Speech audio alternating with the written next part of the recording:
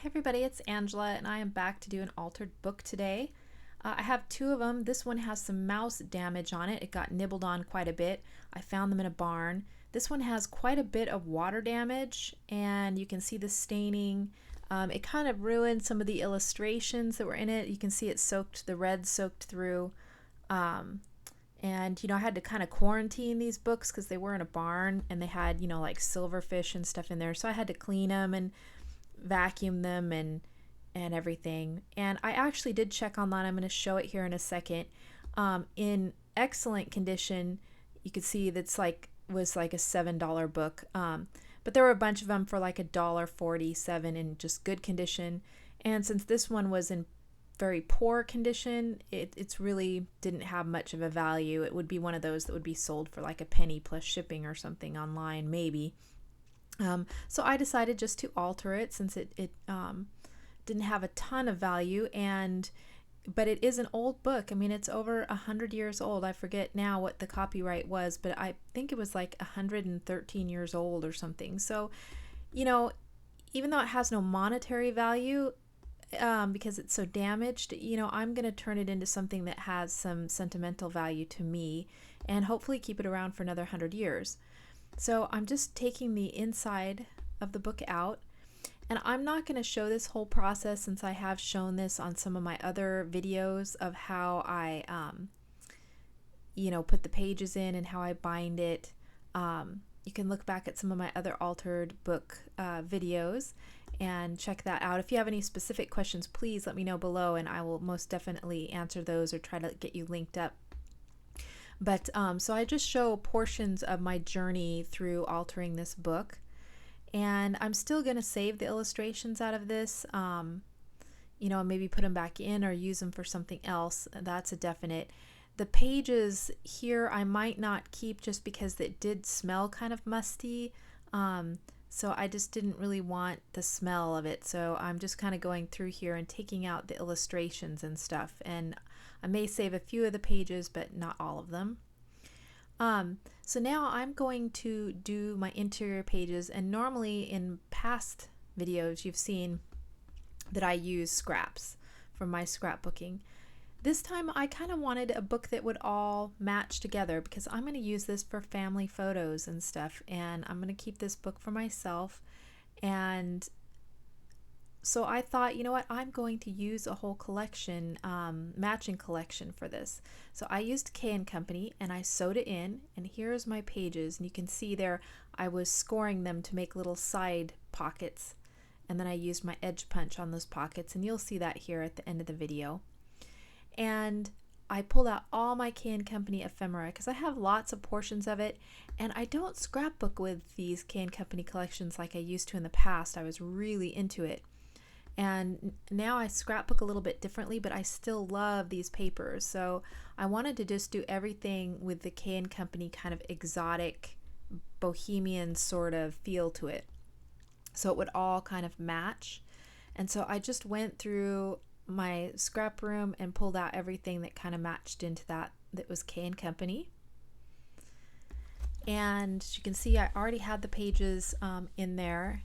And now I'm just looking at my ephemera pieces, and I'm going to dump them all into a big tray so that I can see what I've got to work with.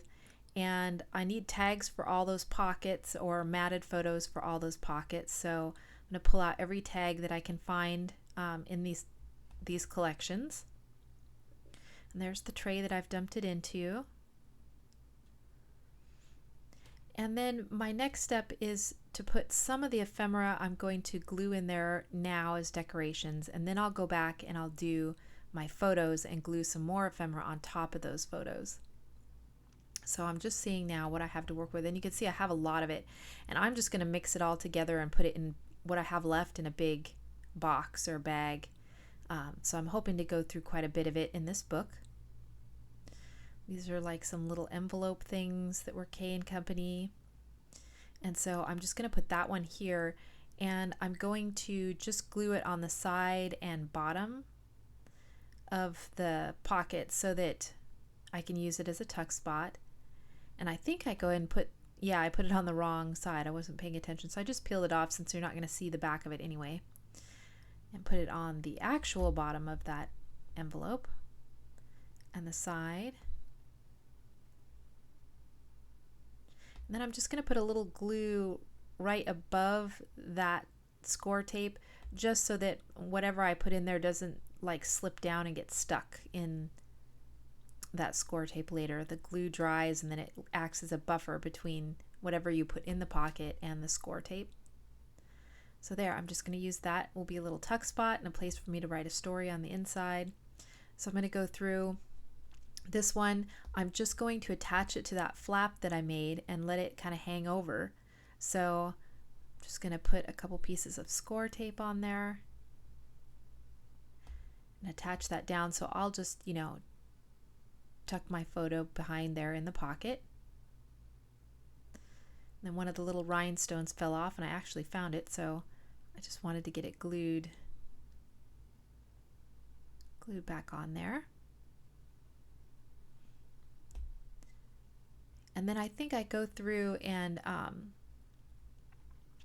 put all the dimensional stickers in there as well, while it's still empty. I'm going to put that one there, and I'm just going to put a little score tape where it touches and use that as a tuck spot as well. And I want to position it because one side of these ephemera pieces have the hot stamping or the foiling on it, and the other side is plain, so I want the foiling to show. So I'm just going to position it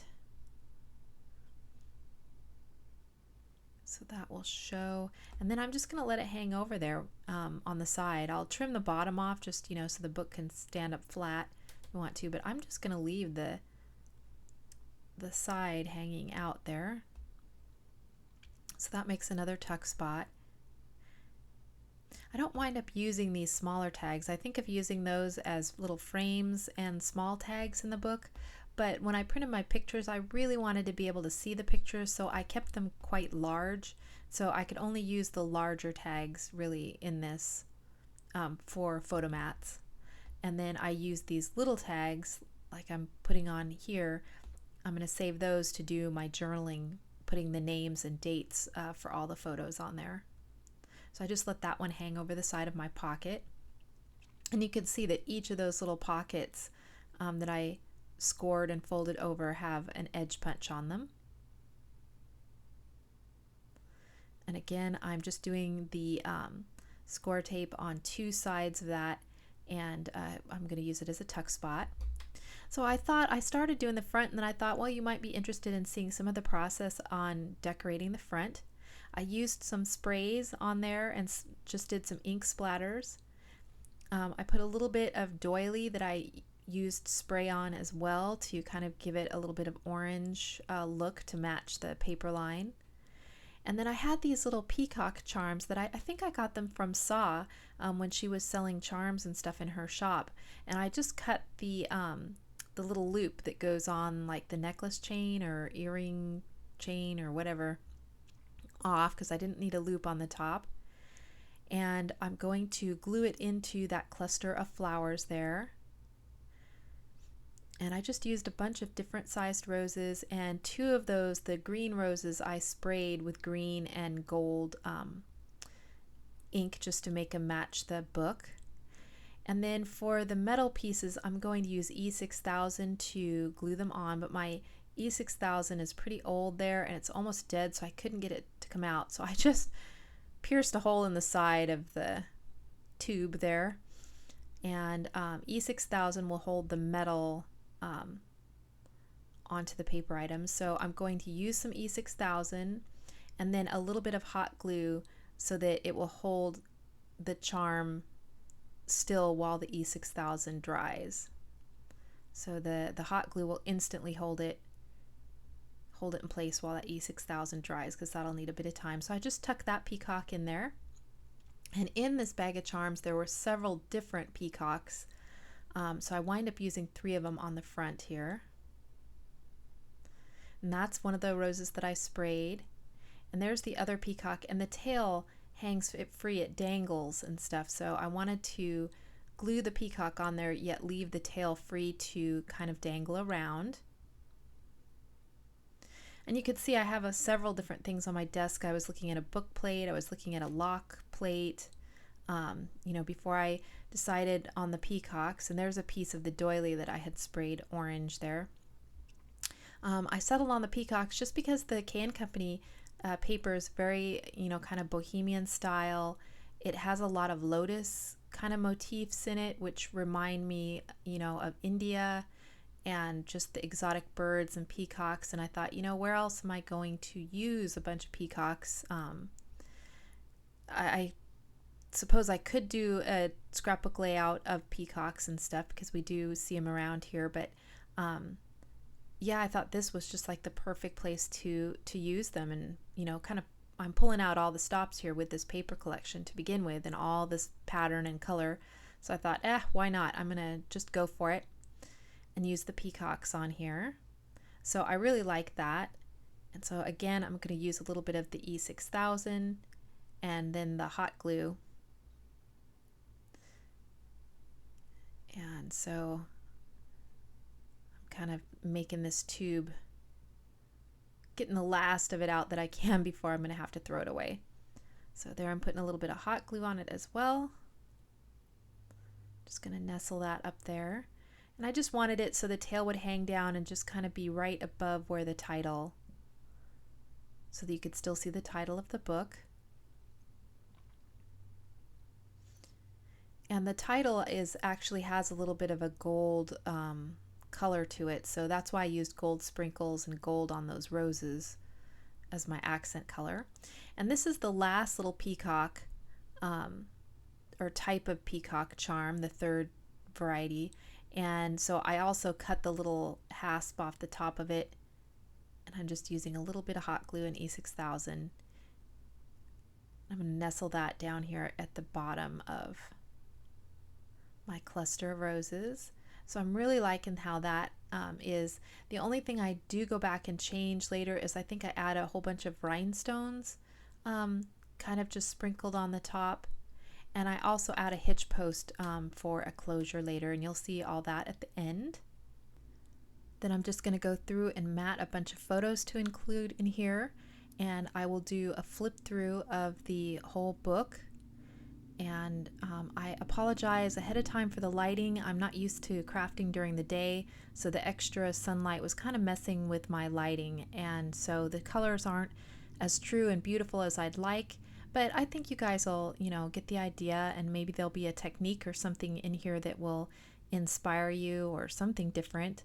I don't know, but yeah, I'm going to go ahead here and do a flip through and show you how the whole book turned out.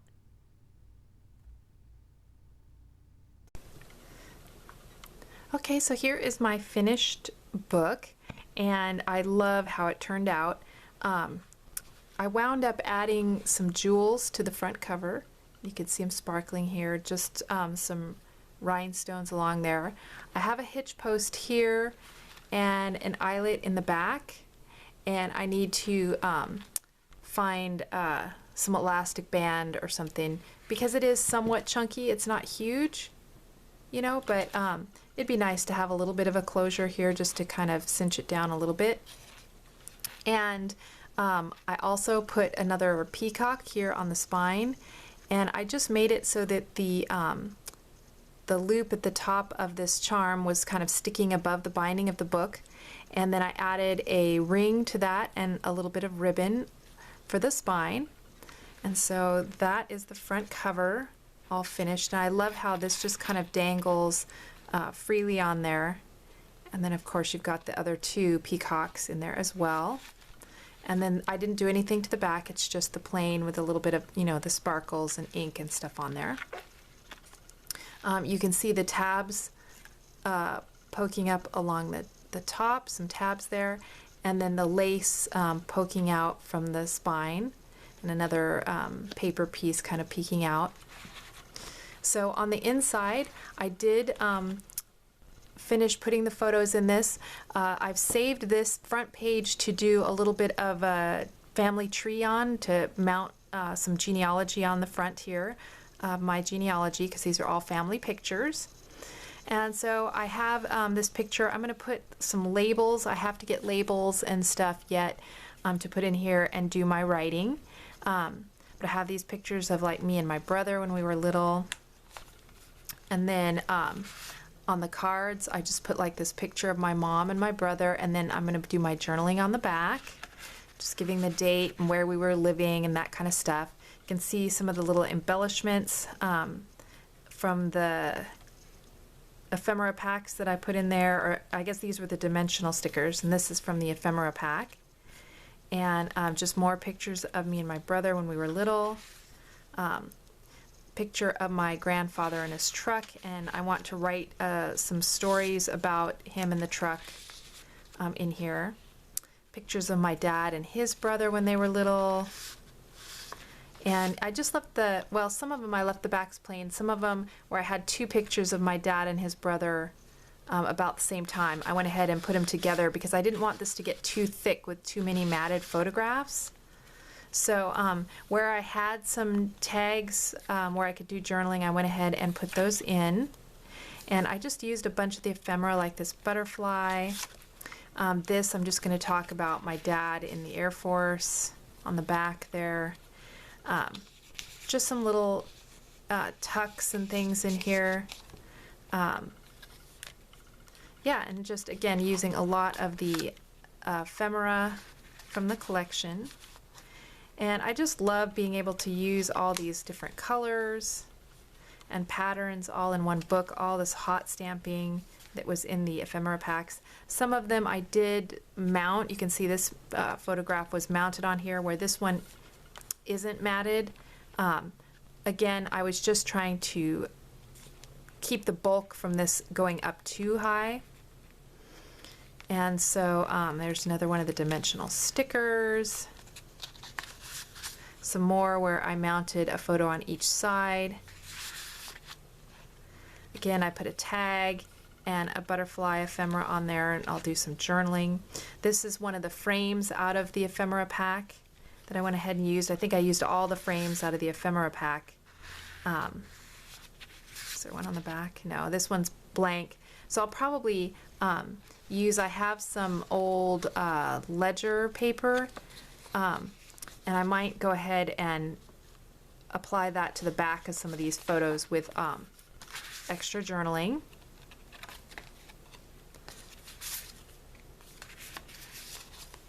And here's one of the acetate pieces with one of those kind of cameras that has the bellows on it, which I thought worked good with this old photograph. And then I just tucked photographs in behind these clear acetate pieces, just made extra pockets there. Some ephemera pieces.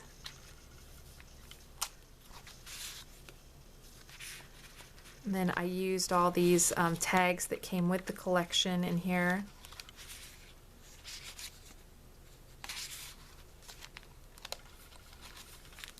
This was one of those chipboard tags. I only used one, I think, of those. So I have extra of these chipboard frames, left just because they were somewhat dimensional. So like I said, I was trying really hard to keep the bulk down. So when I did use it, I used it between two signatures where I had a little extra space in the spine. So I tried to think of that when I was using real dimensional stuff, was to put it between signatures. So again, just using more of the ephemera tags from there. I did this piece of ephemera and I just didn't glue it down all the way, so I have a tuck spot.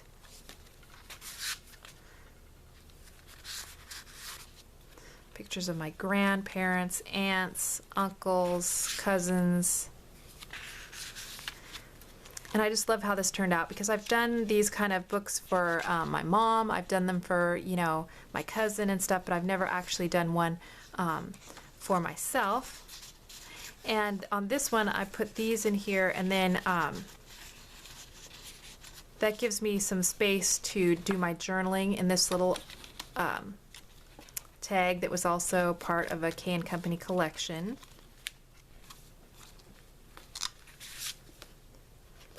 And again, this is one where I might put that ledger paper on the back to do my journaling. This is another frame out of one of the K & Company ephemera packs. another one of the clear acetates that I used as a tuck spot. And then I put this other peacock in here. And again, like I said, I did it between where two signatures are, where there's a little extra gap in the way it's bound. More photographs. Wedding photos. I could probably just journal directly onto the back of that card because it's not too patterned. Another one of those frames from the collection. This one I used some photo corners out of the Ephemera pack.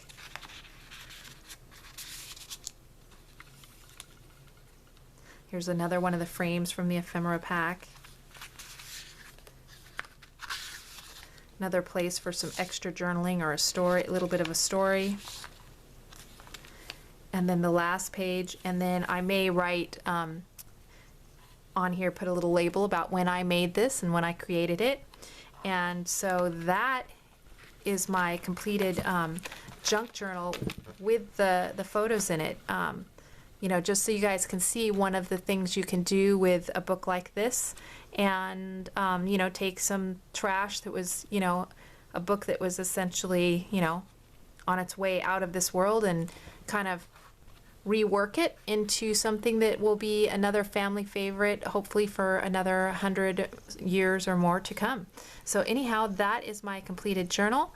And if you guys have any questions or anything, just leave me a comment down below.